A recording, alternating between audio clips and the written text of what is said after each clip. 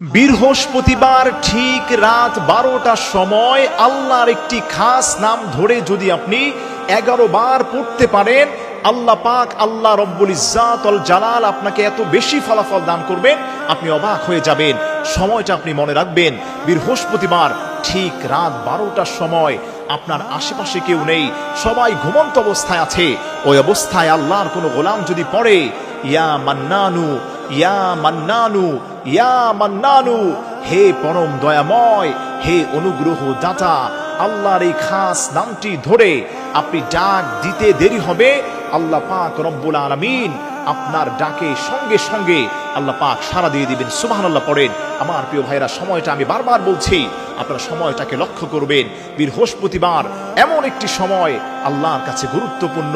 ওই বৃহস্পতিবারই তো মাগরিবের পর থেকেই শুক্রবার জুমার দিন শুরু হয়ে যায়। তার মানে শুক্রবার জুমার দিনেই আপনি আমলটা করছেন।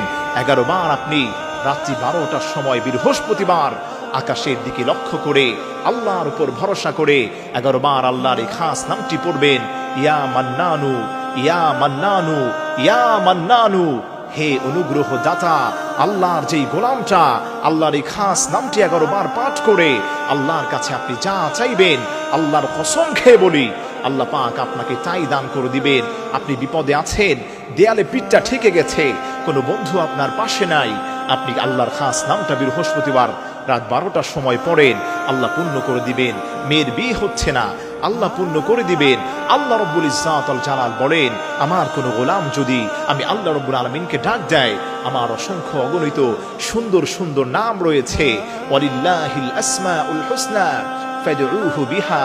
ও গোলামেরা, আমি আল্লাহ পাকের সুন্দর সুন্দর নাম রয়েছে, তোমরা আমি আল্লাহ পাককে ডাকো, ডাকতে দেরি হবে, আমি আল্লাহ পাক তোমাদের ডাকে সঙ্গে সঙ্গে সাড়া দিতে দেরি করবো না। সুবহানাল্লাহ পড়েন না। আমার প্রিয় ভাইয়েরা, মাহফিলগুলোতে অনেক মা বোনেরা আমাদের কাছে দোয়া চান, অনেক মা বোনেরা আমাদেরকে বলেন, হুজুর দেয়ালে পিঠ ঠেকে গেছে। অনেক ব্যবসায়ী ভাইয়েরা বিপদে আছেন, আল্লাহর এই খাস নামটি আপনি বৃহস্পতিবার রাত 12টার সময় 24/7 যে আল্লাহ জাগ্রত থাকেন। রাত 10টার সময় এই দুনিয়ার শপিং মলগুলো বন্ধ হয়ে যায়, স্কুল কলেজগুলো বন্ধ হয়ে যায়, প্রেম পতন নীরবতা হয়ে যায়।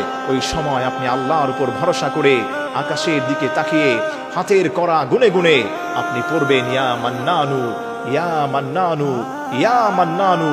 আল্লাহর এই খাস নামটি 11 বার পাঠ করার পরে মনের যেই চাহিদা আছে হাত উঠাবেন, বলবেন, আল্লাহ আমার রিজিকের অভাব, আল্লাহ বলবেন, উস্তুজিব, তোকে আমি রিজিক দান করব।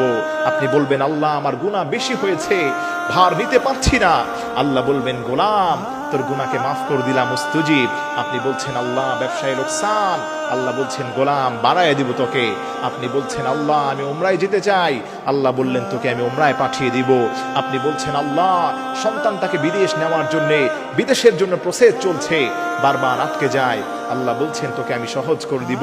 সর্বোপরি হার রকম অবস্থায় বৃহস্পতিবার রাত 12টার সময় আল্লাহর এই খাস নামটি 11 বার পাঠ করে আল্লাহর কাছে আপনি যা চাইবেন, আল্লাহ পাক আপনাকে তাই দান করবেন। আল্লাহর হাবিব সাল্লাল্লাহু আলাইহি ওয়াসাল্লামের একজন সাহাবী মসজিদে নববীতে নামাজ পড়ছেন, আল্লাহর হাবিব দেখলেন তিনি মোনাজাতের সময় হাত উঠিয়ে আল্লাহর কাছে আল্লাহর এই খাস নাম ধরে বলছেন, আনতাল মান্নান ইয়া মান্নানু, হে অনুগ্রহ দাতা, হে অনুগ্রহ দাতা। নবীজি বলেন, ওই সাহাবী আল্লাহর কাছে যেই দোয়া করেছেন, আল্লাহ পাক তার সেই দোয়াগুলোকে কবুল করেছেন। সুবহানাল্লাহ পড়েন। এজন্য আমার প্রিয় ভাইয়েরা, আসেন আমরা আল্লাহর কাছে দোয়া করতে থাকি। আল্লাহর কাছে যত বেশি আপনি দোয়া করবেন, আল্লাহর খাস নামগুলো ধরে ধরে, ইসমে আজম আল্লাহর নামের মধ্যে রয়েছে, আপনার ডাক দিতে দেরি হবে, আল্লাহ পাক সঙ্গে সঙ্গে ওই গোলামটার ডাক শুনতে